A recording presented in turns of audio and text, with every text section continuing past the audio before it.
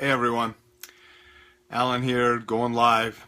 We just want to make a short one tonight and talk a little bit about the active shooter that was in Spokane, Washington at the high school over there earlier today. It hits a little closer to home because I go to Spokane frequently. I don't live in Spokane. I don't know the people at that particular high school, but we do go over to Spokane to shop and to see plays and to do different things. We're actually going over there this weekend. I'm planning on going over there to buy some Korean food and do some different shopping in places we can't go. So when the shooting happens there, it hits a little closer to home. I said it's just 3 hours away from here when we go over to do things. A couple things about the shooting. From what I've been able to read so far, and there's not a lot of information out there, but apparently the shooter was a high school student. They're saying that he was bullied and that might have been a motive. He went to the school with 2 firearms. He was shooting at people with one and apparently it jammed.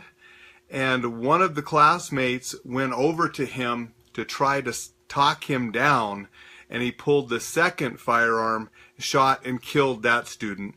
Started shooting at other students, and a staff member of the school tackled him, took him down, removed the firearm, restrained him until law enforcement came and arrested him and took him away.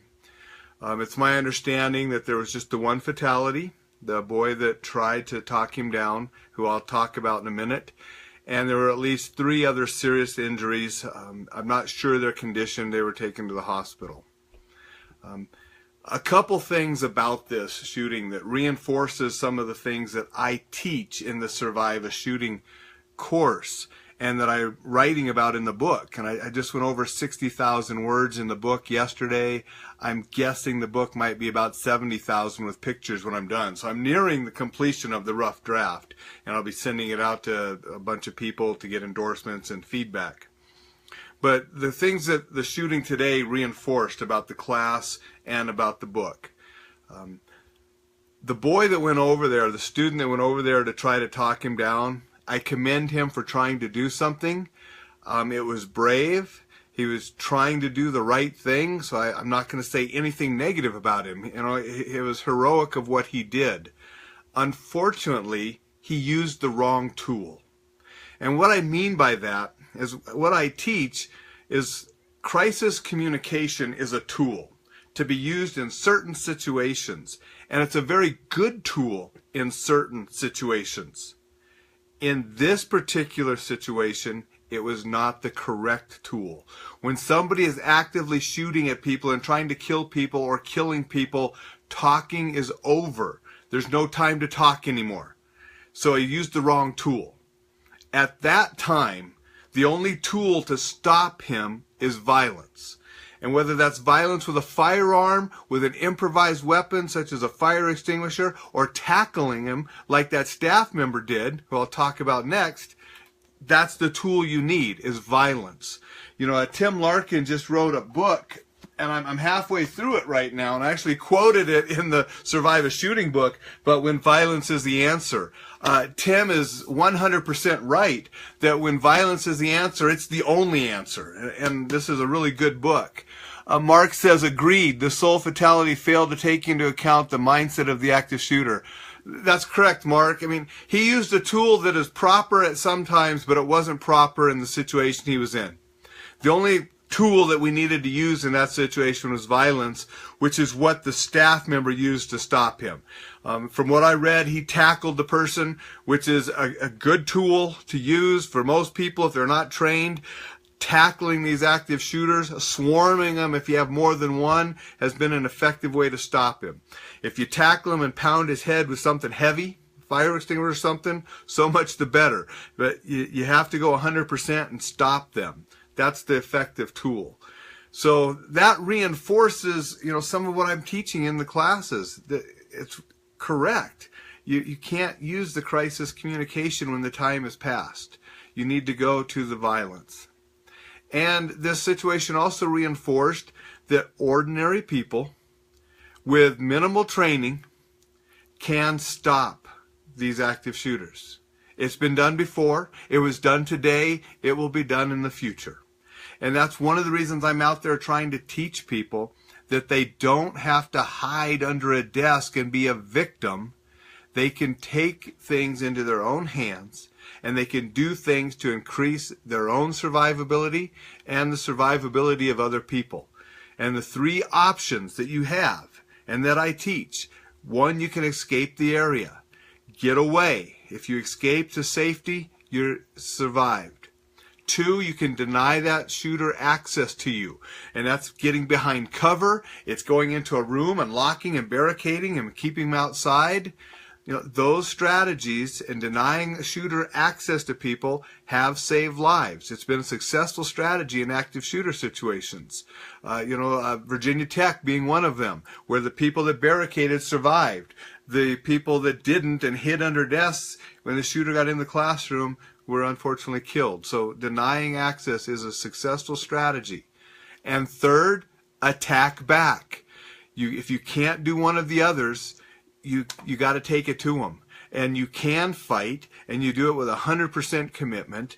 You do like Tim Larkin explains in his book, and like my shorter chapter explains with a little bit about this in the Survive a Shooting book. And as I go into more in depth in the 4-hour courses, there are things you can do to attack back, take the guy out, and increase your survivability and save lives. And that's what that school member did today. I don't know his name yet. The articles I read did not give his name. It just said a staff member. But he was heroic, he was brave, and he saved lives. And other people can do that too. And that's what I want to teach people. And that's why I'm so committed to doing this. You know, Mark says taking down is more for suicide jumpers. Once we commit to being violent, one must be 100% committed to the violence. I agree, Mark. When you have to go, 100% is the only way to go. There's a big difference between kinds of violence. There's the stupid violence that people get into, a bar fight down there, people getting it stupid.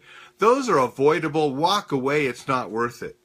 But when somebody is trying to commit serious bodily injury or kill you, then you are allowed to use the same force to stop them. You go 100% and you stop them. Okay? And you do whatever it takes to do that. That means you have to kill that individual to save yourself or others, that's what you do. If you don't have to kill them, this staff member today was able to stop the shooter, save lives, and he didn't kill the young man that has problems and wanting to kill his classmates. So he was arrested. Now the legal system and mental health care system will have to deal with him. However you think about it, it's just a lose-lose-lose all the way around. The one young man who lost his life trying to do the right thing, that's not only did he lose his life, but now his friends and family are affected, and my thoughts go out to them. All of the kids that were in that school, there's trauma there, and it's going to affect them.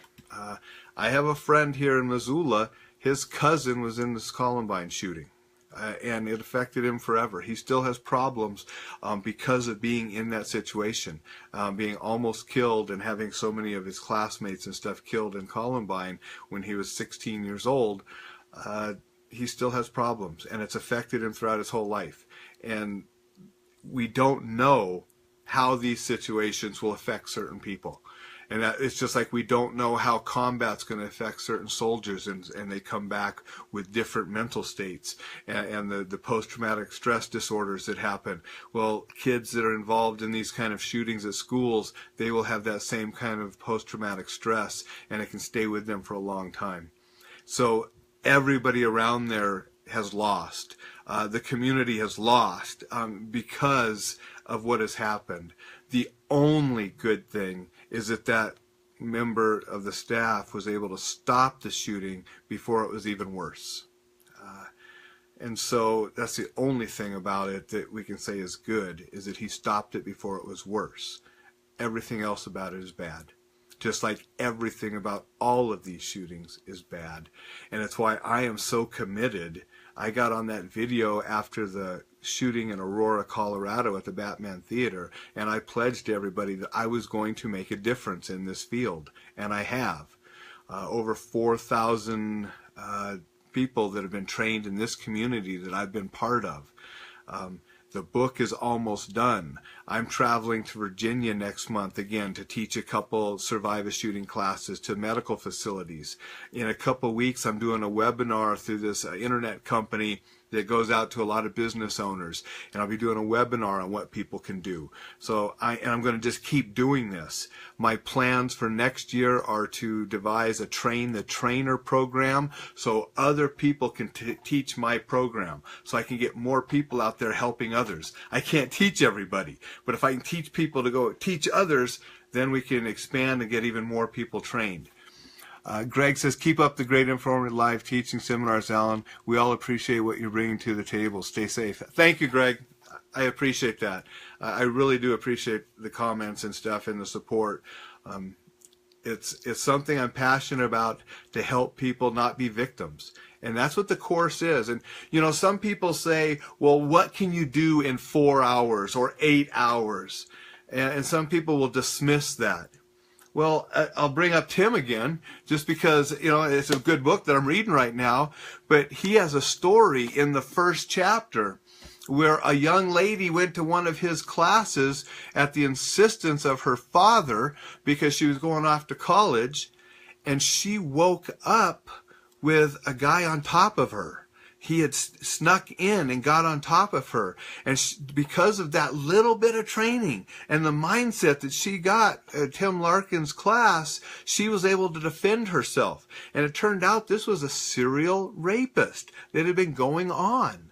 And so, yes, a little bit of training can make the difference. Tony Blauer, he does a lot of similar kind of things. He has these short classes where he teaches people, you know, real basics in a nutshell. And he has stories of his students that have been able to prevail even after those short classes.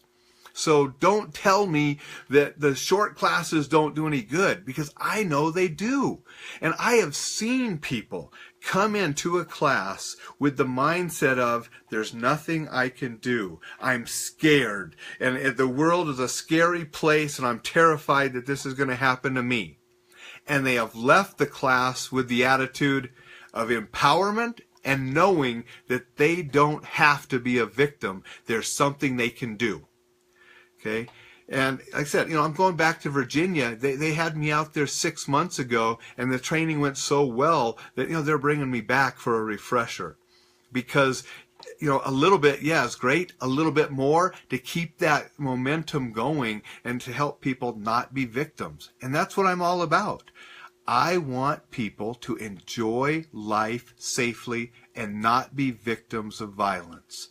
And when they are almost a victim, I want them to dig down deep, do the kind of things that I teach, bring out the mindset that I teach, and survive it. That's what I'm about. That's what the Survive a Shooting course is about. That's what the upcoming book is about. That's what the website is about. And that's what the Survive and Defend lessons and website are about. Enjoying life safely and having a plan for when something unexpected happens, like the terrible incident in Spokane, Washington today. I'm going to close by saying thank you to everybody that was on. I appreciate the comments. I appreciate the shares and likes. Get this out to people. And in the closing, I do want to say that, you know, thoughts and prayers going out to everyone over in Spokane, especially that young man who tried to do the right thing and lost his life for it. You know, his friends and family, thoughts especially to them, but then to everyone at the school and the entire community as well. Good night, everyone. Take care.